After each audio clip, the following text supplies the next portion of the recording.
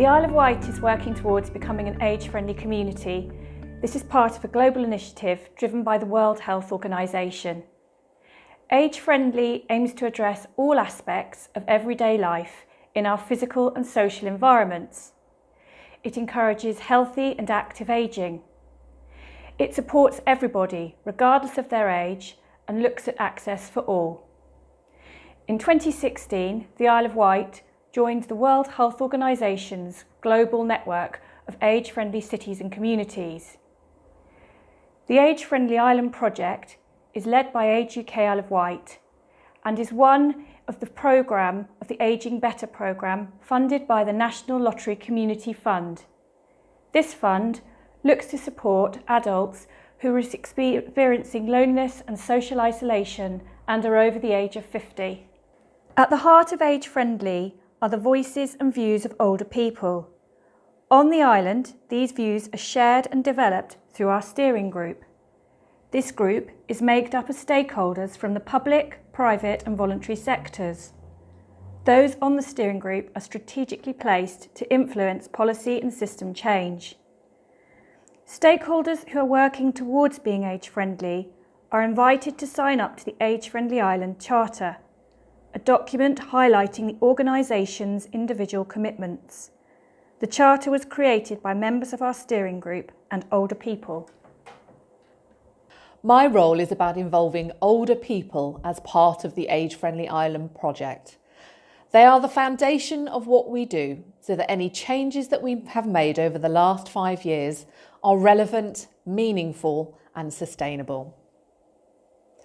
The forums are one element of which we involve older people. The forums happen every 3 months. The agenda is set by the people that attend, and they are open to anybody who would like to come along and who has an interest in the topics that we are discussing. The people that come are from various types of backgrounds. We have those that come because they care for other people, and we have people that come because actually they want to find something out. We have around 40 people that regularly attend these forums, and out of those we have those that are committed to making the changes within organisations that support older people. The relationship between the forums and the steering group is symbiotic.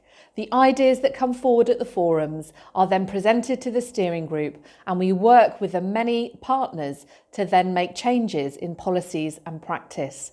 Within the Age Friendly Island team, we work hard at being creative and making sure that involvement is as accessible as possible. One way that we do this is to work with Vectis Radio to produce a show called Older and Wiser. People can tune in and listen on a monthly basis to make sure that they find out what services are happening in their local area. People often ask, what difference does it make? Why on earth should I come to a meeting? We found out that over the last few years that actually the simplest ideas can have the biggest impact. A conversation with a lady about packing her shopping has led to a whole project with Tesco's developing the Time for You Till, where you can have a conversation with the person that's serving you and know that the people behind you are not rushing. Other projects working with Amy Waste to improve their face-to-face service, looking at employment and gaining work experience for people who find themselves unemployed, as just part of the many projects that have come from very simple ideas at the forums. We take to the steering group, work with our partners to enable the difference to be made. In a minute, you're going to meet 3 of the forum attendees, Meg, Morris and Elenid. Each one comes to the forums for a different reason. Let's hear from 3 of our regulars. What the public forums have done is they've been a connective agency to sort of start connecting up, a bit like a jigsaw really, to put together a social welfare jigsaw for the island. So things start connecting up and people suddenly realise, yes, there is a particular organisation that will help them, and you know, it's been done through the forum. Interesting to have an exchange of views and ways to change the problem of social isolation on the island.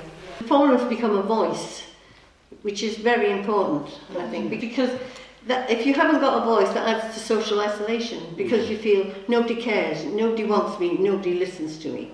The forums helps people to understand and to listen to the older voice. Since attending the Age Friendly Ireland public forums, we've changed our ideas about how we were going to give messages out to members of the public. The members told us that they weren't interested in social media and things like this. They would like a booklet with the information in. They would like handy aids, like we've done mouse mats with information about how to stay safe online.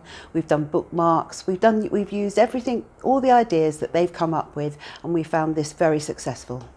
As Julie from Trading Standards mentioned, the engagement between themselves and the public forums was instrumental in deciding what communication methods they would use to publicise their services. We wanted to get some more stories from our stakeholders about the positive impact of Age Friendly Ireland, so we asked our steering group members if there'd been any significant policy or strategy changes. The Age Friendly project has had a number of positive impacts on our service, especially the training that's been provided, which has really helped our crews have a much better awareness of the difficulties that our ageing population have with daily tasks and activities. It's enabled us to enhance our safe and well visits, to give a much more thorough inspection and give better advice, and it's also helped us partner up with lots of different agencies that can also provide that additional support. The Age Friendly project has had a couple of really positive impacts on our business, the library business that is. We have had the Age Friendly training, which was superb. It's enabled our staff to really get to grips with dealing with older people in a much more suitable manner, really. And it's also enabled us to create in this library, Lord Louis Library, an age friendly area, which I'm standing in now, which is very useful for people. People have really commented on how much they like using it. Another strategy we've adopted is if we have an activity that runs well at a particular library and attracts older customers and they really like it, we then try and replicate it across many of our libraries. For example, over 60s groups, book groups, Nits and Natter, and that's proved really successful, attracted loads more people into the libraries. Well, I certainly feel there's been a lot of positive impact that the Age Friendly Service has had to policing here on the island, but if I was to pick one out, I would certainly feel that the age friendly training that Age UK delivered to our neighbourhood police officers had a really positive effect. What it in fact done was give us a wider range of tools to go out and deal with the elderly community on the Isle of Wight. And if I can think of one practical example where that really had a positive effect, was one of our neighbourhood policing colleagues went to an elderly couple in the south of the island. The male was suffering from dementia, the female was his lone carer. The officers said that they felt that the communication skills that they obtained as a result of the age-friendly training were in a position to much more effectively communicate with their elderly couple. But what they actually did afterwards was that the better understanding of the local networks that are out there on the island, they were able to refer to a local Alzheimer's cafe. They recognised that actually the couple were isolated, and they actually put them in touch with a network which was going to support them moving forward. So my role is finding ways in which we can engage with and support older people in our local communities on behalf of the Church of England on the island.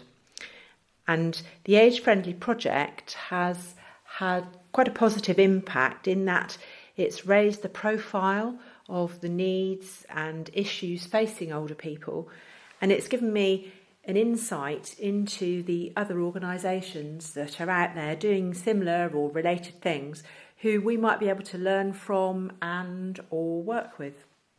Our services have been adapted so that they are short services, a maximum of half an hour.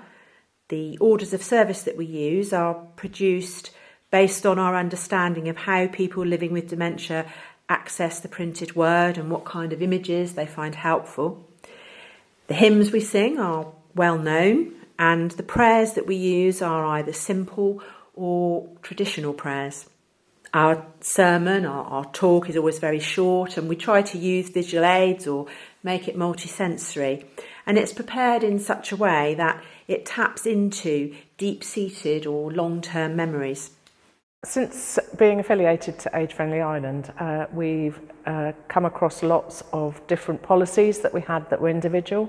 That's made us look at the policies and actually review what we're doing with regards to access and disability as a whole, which has been fantastic. We have updated our training as a result of our learning from the Age Friendly Ireland project. The CPC is a certificate that every professional bus driver has to have, and it's a legal requirement. We have introduced the age simulation suit training into our training programme, and it's now become part of our legacy with regards to the Age Friendly project. As an age-friendly champion for Nettlestone and Seaview, it's enabled me to have a big impact in the things that we've been able to achieve over the last 5 years. Being involved in the steering group has enabled me to get a much wider picture of the opportunities across the island, and also influence, being an older person myself, the rest of the steering group into understanding the cause and effects of what they plan and what they do. Policy-wise, we've definitely been able to incorporate the World Health Organization criteria into our parish plan, and so as a result of that, the next 10 years it's cemented in place for that to be reviewed on an annual basis.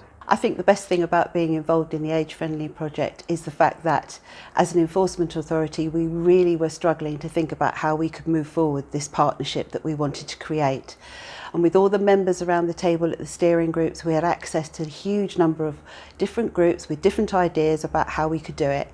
And I think this has hugely contributed to the success we've had so far.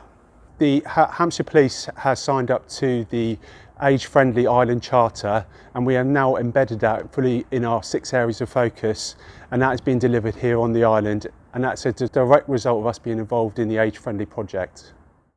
To date, 40 organisations have signed up to the Age Friendly Island Charter. This shows their commitment and the specific work they will undertake to support older people. This work will continue beyond the life of the Ageing Better lottery funding. It is important to think of Age Friendly not as a project, but more as a means to change and influence a shift in cultural attitudes. It is evident from the voices that we've heard that this is starting to happen, and that Age Friendly's strategy and policy have already been implemented to help improve the lives of older islanders and all those living here.